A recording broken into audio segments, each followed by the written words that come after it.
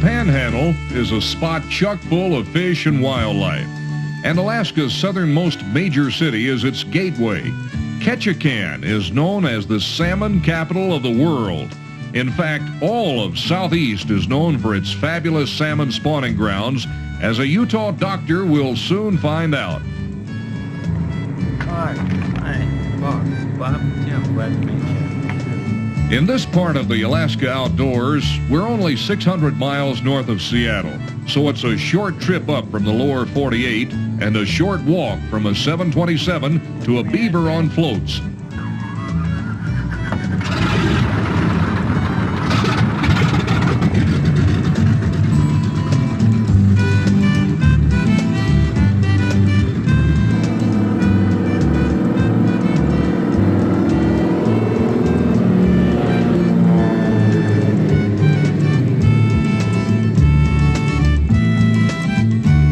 We got into Ketchikan, we boarded a float plane and flew from Ketchikan here to Prince of Wales Island. And that was really nice. We flew a little closer to the earth so we could really appreciate the scenery and saw some nice lakes and rivers.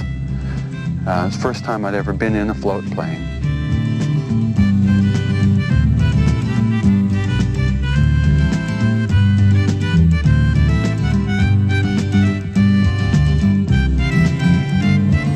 One area easily accessible by plane or boat is Klawak, a Tlingit Indian community located northwest of Ketchikan on Prince of Wales Island. Nestled between towering green forest and a protected bay, this quaint little village is an ideal spot to begin a fishing fantasy.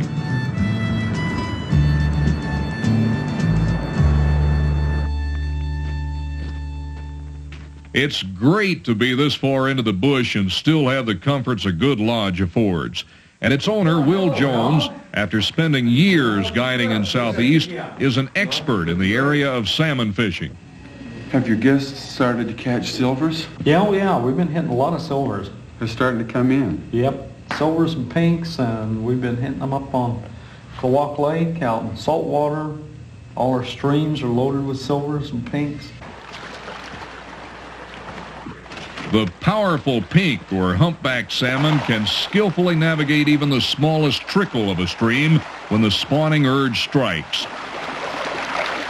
These humpies are near spawning, so they're not fair game, but they do make for an interesting sight on the way to our fishing hole. But just getting to the fish doesn't ensure getting fish. Well, I've lived on the Prince of Wales Island for a little over 10 years. A lot of our guests know absolutely nothing about fishing for salmon, and of course we show them the way that we catch salmon. Got one! What have you got? Oh, a little pink. The experience of a guide quickly shows through. A novice angler may fish for hours without getting a strike, while his instructor reels in one after another. But even so, you still have to show them off. What do you think of that one, Bob? About 3-4 pounds. I think two of the biggest differences between fishing in Alaska and fishing at home are, one, the size of the fish here are so much bigger. For instance, yesterday Will was throwing back some fish, some jack salmon, that to me would be just about trophy trout. The other difference is that the way you fish. The lures are different, the flies are totally different. For instance, today up on Black Bear Creek, I was using what just always kills the cutthroat dead, and here they wouldn't even look at it. Okay, right by the log. Okay, I got one. Okay. Well, it's inevitable. With all those fish out there, sooner or later it was bound to happen.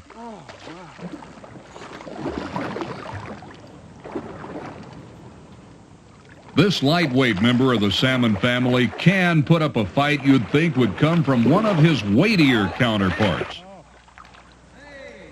The salmon novice not only needs help with the strike, but with the landing as well. Now, how do I pick him up? Gills are around the neck. Okay. Oh. Yeah. See? How big do you think this is? Oh, looks like like about 4 or 5 pounds. Then there are times when the experienced guide wishes his client was just around the next bend. What a fight. Yeah. Need some help? I might need some help netting it. It's kind of lively. Makes me hungry just looking at it. Yeah. That's a male, isn't it? Yeah, I think so. Sometimes you wish the guy would take his comments and jump in the lake. How deep do you think that water is? I could see one log that had 2 or 3 lures on it. And it was so clear that from the shore I could even read what kind of lure it was. And so I had chest waders on, clear up to here, and I wanted to go out and retrieve those. I guess I'm not used to as crystal clear water as we have here. I don't think I want to just leave it there. You dare me to get it? Okay. Some people will do anything for a dare. It doesn't look all that deep. You could see the bottom everywhere. And to me, if I can see the bottom, that means it's shallow. I wouldn't do it for 2 lures. Well, so much for the seeing the bottom means shallow theory. 2 lures. I was only a few feet from the lures when suddenly I was in over the top of my chest waders. Water just pouring in. And it wasn't warm water either. It was probably about 32.1 degrees. Prize catch. Was that worth it for $1.50? Both of them together is $3. Look at that. Couple of nice ones, huh? Yeah. He finally went swimming, waders and all. Look at this. Yeah. Maybe I'll drain those. There aren't any leeches around here, are there? If there are, you'll soon know about them. Just pull and drain them, or what do you do? No, I got some fingernail clippers, though. For many years, Alaskans listened to Evan Swenson's Alaska Outdoor Radio magazine. He finished each broadcast with the closing line. And now, before we close the show, there's just time for one last cast. That's a fisherman's way of saying he'll try one more time for the big fish. Now, you can enjoy all 120 episodes of Alaska Outdoor Radio magazine from the comfort of your living room. But it's more than fishing. It's flying with Charlie's Pilot, an early morning walk on a deserted Ketchikan Bay beach, digging clams, pulling crab and shrimp pots, taking pictures, keeping a campfire going, and watching and interacting with Alaska's wildlife. Sometimes it's doing nothing, taking time to sit, relax, and enjoy the surroundings. Breathing air so pure you can't see it, listening to the deafening silence of a still night, or feeling the immense size of wilderness on a clear day with unlimited visibility. One Last Cast is a genuine Alaska outdoor experience written by a man who's done it all. He had the best job in the world. He'd put on his fly fishing vest, pick up a fly fishing rod, kiss his wife goodbye and say he was going to work, and she believed him.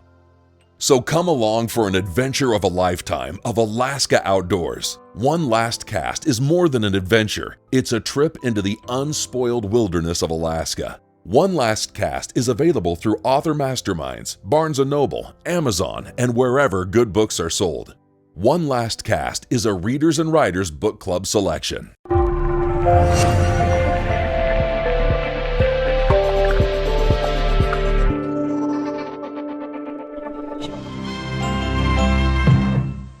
He's got a silver. Look at that. Oh, man, this is a strong fish. They are big fighters. Look at that. Oh. I think I was most excited when I hooked that one and it started to jump. The power on the end of that line was really exciting. These silvers have been out of saltwater a while, but They're still good eating fish. There's nothing wrong with that. Now, do I dare put my hand in his mouth? Catch him in the gill, Okay. just like that. You can eat, yeah, right in there. Get him. Just grab him right in the throat. You got him. Pretty fish. I see a lot of people with their first salmon, they really get excited. And it's about as much fun watching people catch their first fish as it is actually to be out fishing for the salmon yourself. Yeah. Whoa.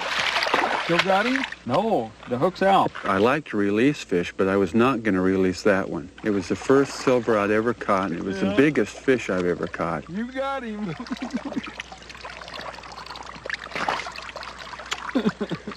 Here we learn that before caressing your first silver salmon, it may be best to get to shore. I'm going to drown him. This guy just can't keep out of the water. What a fish. What a fisherman won't go through to keep a fish. I thought he was going to bring it up in his mouth, just like an old bear, the way he was going after that fish. Fish tried to kill me. The feisty silver salmon is a sportsman's dream, a fish that some will go to any length to get. How many pounds? He looks like he's a good 10. Good 10 pounds. Is that the first salmon you've ever caught? Yeah. Now I know why you went swimming for him. I didn't care if I had to get in the water up to my eyebrows. I was going to get it back, and I did. And I got it back, and it's smoked up now, ready to eat.